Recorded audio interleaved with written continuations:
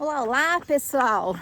Meu nome é Alessandra Prieto, sou fisioterapeuta, sou professora de Fisiologia do Exercício e tenho mestrado e doutorado em Educação Física. Você sabe o que é variabilidade da frequência cardíaca?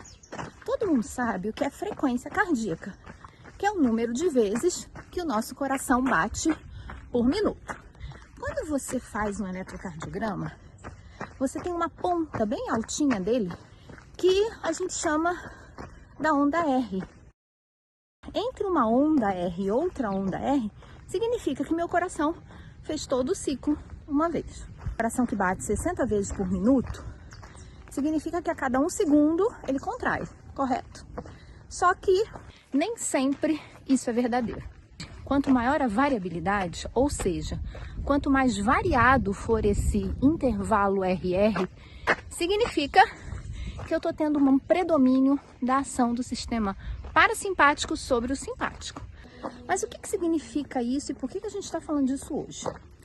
A variabilidade da frequência cardíaca, que os relógios inteligentes conseguem mensurar, uma fita com transmissão de Bluetooth, outros, um eletrocardiograma, por exemplo, consegue medir em milissegundos qual o espaço entre uma onda R e outra onda R. E o que significa? Se meu coração bate 60 vezes por minuto, é interessante que essas ondas não sejam iguais. Isso no repouso. No repouso eu devo ter o predomínio do parasimpático sobre o simpático. A gente sabe que o sistema nervoso parasimpático é aquele que está agindo quando a gente está dormindo, quando a gente está após a digestão, no repouso. E o simpático significa luta, fuga. Tem aumento da frequência cardíaca, aumento da pressão arterial e outras variações que são necessárias para eu correr, para eu fugir de um provável predador. A variabilidade da frequência cardíaca é o tempo em milissegundos, ou a variação desse tempo em milissegundos de cada onda R. Ela demonstra o quanto o nosso corpo está adaptado, ou quanto o nosso corpo está com o predomínio parasimpático. As pessoas que estão entrando em overtraining, isso é muito comum em atleta. Pessoas ainda com doenças crônicas como diabetes, obesidade, pessoas que estão com até numa iminência de um infarto agudo do miocárdio, ou pacientes que são cardiopatas, eles têm a variabilidade da frequência cardíaca no repouso reduzida. Significa que o coração deles, ainda no repouso, está com predomínio simpático sobre o parasimpático.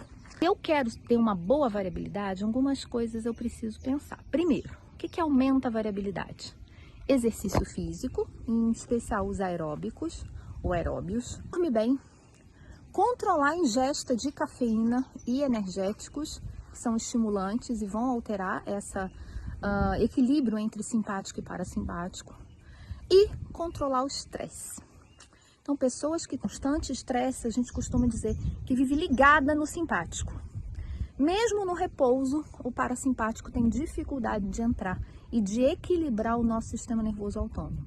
Quando a gente está medindo a variabilidade, o ideal é que a gente faça de manhã ao acordar, eu devo ter um predomínio do sistema nervoso parasimpático em detrimento do simpático, porque eu estou no repouso.